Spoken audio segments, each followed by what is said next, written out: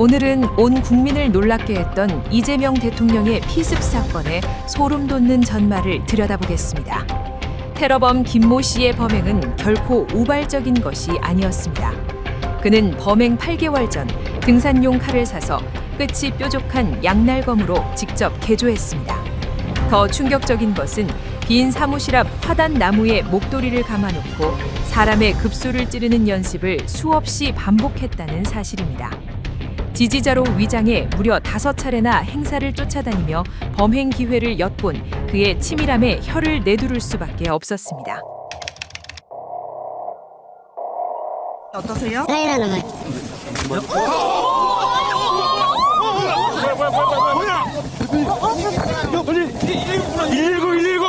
피가 한 건 있어요. 정말로 많이 흘렸어요. 이게 뭔 일이고? 그게 막 눈물도 안 나오더라고.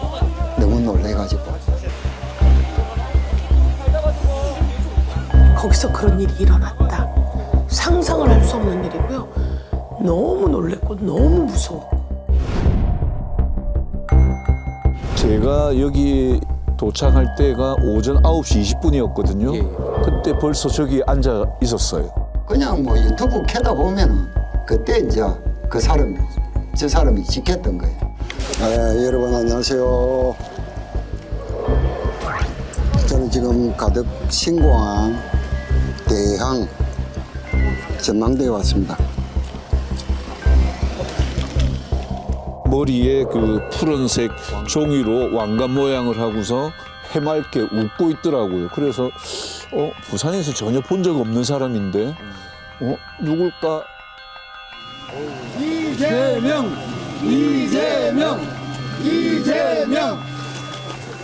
맞습니다. 고향 아줌마입니다. 한명. 뒤를 좀 불러주세요. 사인 받으려고 하는 갑다. 그 생각만 했지. 그 왕관을 쓰고 법인 김이 기회를 노리고 있었더라고요.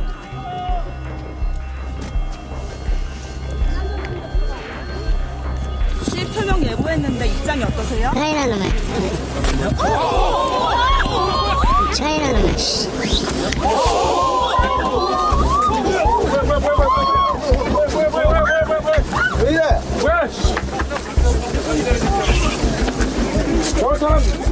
저 뭐야 저거? 119 불러 빨리. 네, 불러고 있습니다. 저 어떻게 된 거예요? 네네 여기 대양 전망대인데 지금 어떤 놈인데? 사실 그날이 처음이 아니었습니다. 사건 발생 6개월 전 이재명 당시 더불어민주당 대표가 참석한 집회 현장에 파란 왕관을 쓴 남자가 나타났습니다. 오 선생님 멋집니다. 아 멋지십니다 이재명 짱.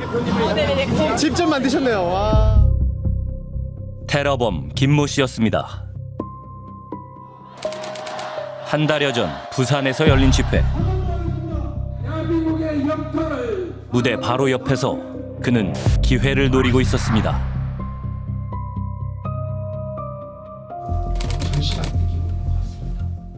사건 20여일 전 민생 현안을 살피는 일정도 놓치지 않았습니다. 내가 이재명이라는 문구가 적힌 파란색 종이 왕관을 쓰고 지지자로 위장해 군중 속에 숨어들었습니다. 그렇게 그는 자신의 목표를 향해 점점 더 가까이 다가갔습니다. 무려 5차례에 걸쳐 범행을 시도하며 때를 기다렸던 김모 씨. 서울에서 공무원으로 일하다 퇴직한 뒤 충남 아산에서 공인중개사 사무소를 운영해온 인물이었습니다. 대체 왜 이런 범행을 저지른 걸까? PD수첩은 수소문 끝에 테러범 김모 씨와 10년 넘게 알고 지낸 지인을 만났습니다. 지인 박태수 씨는 범행 계획을 알고도 경찰에 신고하지 않고 방조해 징역 1년 6개월에 집행유예 3년을 선고받았습니다. 사실 힘든 건 서울 어디서 나오셨나요? 방송국에서 나왔는데 어느 방송국? 저희는 문화방송에서 나왔습니다, 선생님. MBC요? 네. 근데 그 사람이 보면 그 보수거든요. 보수인데 그 치를 떠는 보수예요. 좌파라 그러면 이를 막 치를 떠는 그런 우파라고. 선생님, 그러면 평소에 김 씨가 그렇게 뭐 보수 집회도 많이 가고 그랬어요? 많이 했죠. 뭐 걸고 왔다 갔다 하긴 당신은 어딜 그렇게 다니느냐. 지켜 앉아서 하나라도 받아야 5만 원이라도 벌지. 뭐요? 그랬더니 서울 집회 갔다가 그냥 당신은 일해야지 집회 갈 때가 아니지 않느냐. 내가 이제 그런 얘기도 했어요. 김 씨가 이상한 얘기를 꺼냈다고 합니다. 하트 친다고 어쩌고 뭐 준비하고 뭐 차 마시고 이러는데 김 사장이 그러더라고. 나 이재명이 차단할 겁니다. 이제 그래. 김 사장 뭔 소리야? 그랬더니 아니 이재명이 내가 차단한다고요. 그래. 그래서 내가 이러고 얼굴 이렇게 쳐다보고 이거 봐. 그건 말이라고 하나? 자기가 정치적 신념으로 그 개똥 같은 소리 하지 마. 네가 살아야지. 뭐 누굴 처단하고 하고 내가 잘 피하면 될 거 아니냐. 첫날에 100% 거기서 당신은 현장에서 체포가 돼. 에이 미친. 그렇게 생각을 한 거예요. 그래가지고 잊어버렸어 또. 그땐 이미 김 씨가 흉기를 준비한 뒤였습니다.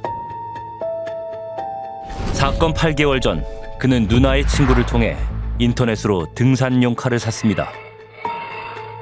그리고 칼날과 칼등을 갈아 끝이 뾰족한 양날검이 되도록 개조했습니다. 살상력을 극대화한 겁니다. 사건 7개월 전부터는 칼로 찌르는 동작을 연습하기 시작했습니다.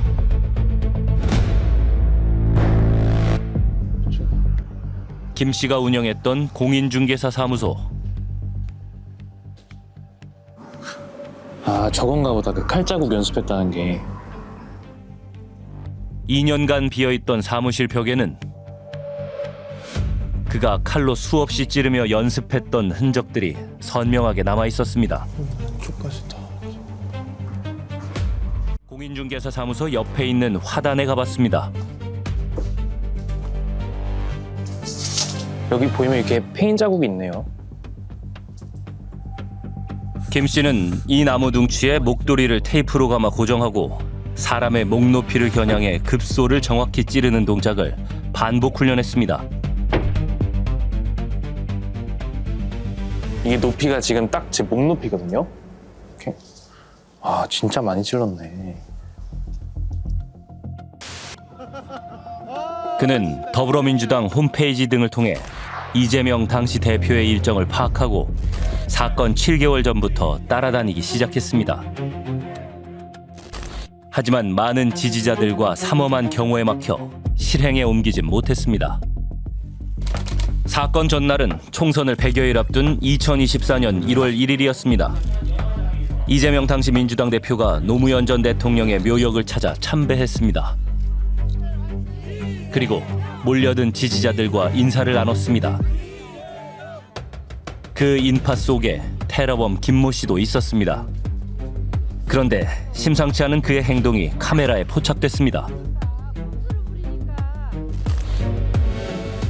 오른손을 쭉 뻗어 누군가를 칼로 찌르는 듯한 동작 2차례나 반복했습니다. 범행을 위한 예행 연습을 한 겁니다. 김 씨는 다음 날 이재명 대표 일정을 따라 문재인 전 대통령 사저가 있는 양산 평산마을에 사전 답사를 가려던 것으로 보입니다.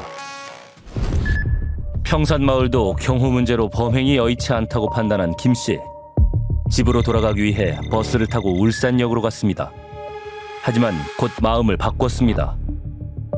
총선까지 시간이 얼마 남지 않았다는 생각에 반드시 범행을 감행해야겠다고 결심한 겁니다. 그는 KTX와 택시를 갈아타며 다음 날 오전 이재명 대표의 일정이 예정된 부산 가덕도로 향했습니다. 그런데 이후 그의 행적이 어딘가 의아합니다. 부산 가덕도에 도착하고도 또다시 장소를 이동해 다른 곳에 숙소를 잡은 겁니다. 사건 당일인 다음 날 아침 모범 택시를 탄 김 씨. 목적지를 말하는 대신 휴대폰에 저장된 문자를 기사에게 보여줬다고 합니다. 뭘 가져간 거 아니고 그게 주소를 보여준 거지. 전화기에 주소가 적혀져 있더라. 대학동 1까지 4요 여기에요. 여기. 전망대라 그 목적지 주소가 누군가가 그 번지를 그 위치를 가르쳐 줬다는 이야기잖아요. 2024년 1월 2일 오전 8시경 택시가 가덕도 대항전망대에 도착했습니다. 그는 곧바로 목적지로 가지 않고 주변을 살피다 비어있는 상가로 들어갔습니다. 범행을 위해 준비한 도구들을 꺼낸 뒤 배낭은 그곳에 버려두고 발걸음을 옮겼습니다.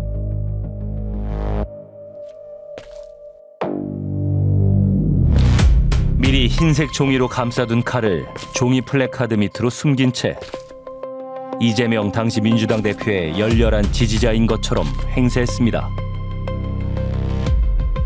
그의 정체를 눈치챈 사람은 아무도 없었습니다. 입장이 어떠세요? 나이라는 말이죠.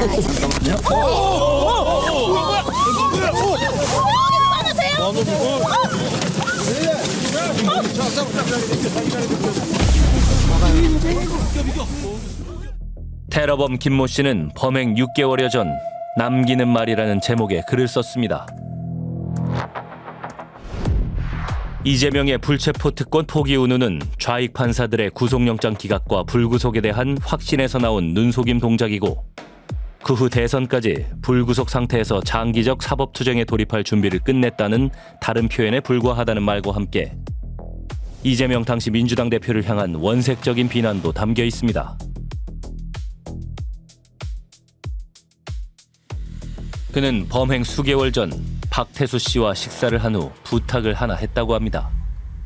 김 사장이 그러더라고. 뭐 부탁드릴 게 있습니다. 그럼 뭔데 그랬더니 내가 그 일을 하기 전에 뭐 좀 적어놓은 게 있대. 그거를 우편으로 좀 보내달라. 자기가 우표를 다 붙여놨으니까 우체통에다 넣기만 하면 된대. 박태수 씨는 남기는 말이 담긴 우편물 7개를 건네받았습니다. 이 가운데 기억에 남는 수신인이 한 명 있었다고 합니다. 5개 전부 무슨 TV 하고 다 모르는 사람들이니까 마지막 이름은 고성국 TV야. 그래 이게 김하고 아는 사람이니까 내가 그런 얘기를 했어요. 고성국 씨 당신 보내준 거 내가 이렇게 한번 봤더니 상당히 똑똑합니다. 시청자 여러분 안녕하세요. 테러범 김모 씨가 남기는 말을 보내려 했던 고성국 정치평론가. 구독자 130만 명에 달하는 극우 성향의 유튜브 채널을 운영하고 있습니다. 윤석열 빼고 다 바꾸라.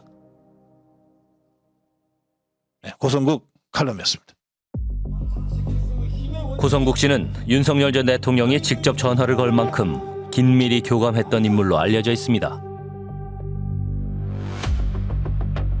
지난 2월 고성국 씨와 관련된 예상 밖의 사실이 국정원 보고를 통해 드러났습니다. 김이 이재명 대표를 습격해서 죽이려고 하기 전에 고성국을 만났다 또는 접촉했다고 하는데 이게 사실이냐라고 질문을 했습니다.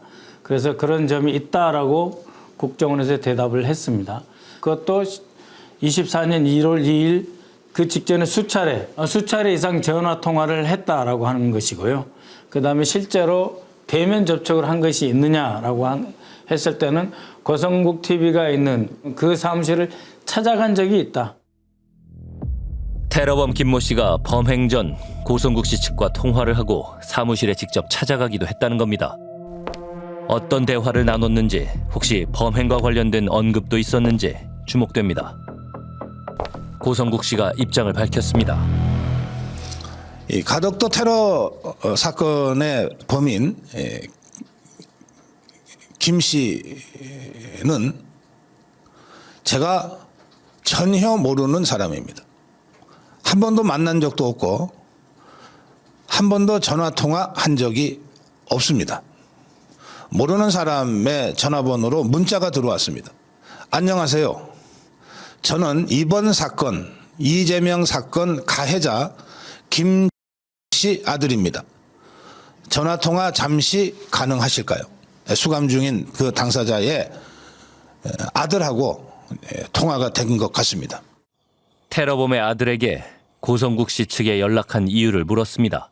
아버님이 그냥 구치소에서 쓰신 편지 내용이어서. 아, 구치소에서 따로 편지를 보내셨던 거예요? 예예. 고성국 TV로 보내려던 입장문 그거 보내려고 하신 거예요? 네네네. 처음에 이제 아버님이 그쪽에다가 물을 좀 그러니까 뭐 아무래도 그 아빠의 그 입장을 대변해 줄 수 있는 뭐 그런 말을 하고 싶었던 것 같은데 아버님이 그냥 간절히 원하셨기 때문에 아들로서 도리를 할까 전화 통화한 건 있었어요. 저희가 이제 변호사 통해서 얘기를 해보니 안 하는 게 좋겠다고 이제 결론을 내서. 아 그래서 연락만 하고. 네. PD수첩은 교도소에 있는 테러범에게 편지를 보냈습니다. 그리고 방송을 4일 앞둔 지난주 금요일 테러범 김모 씨가 보낸 답신이 도착했습니다.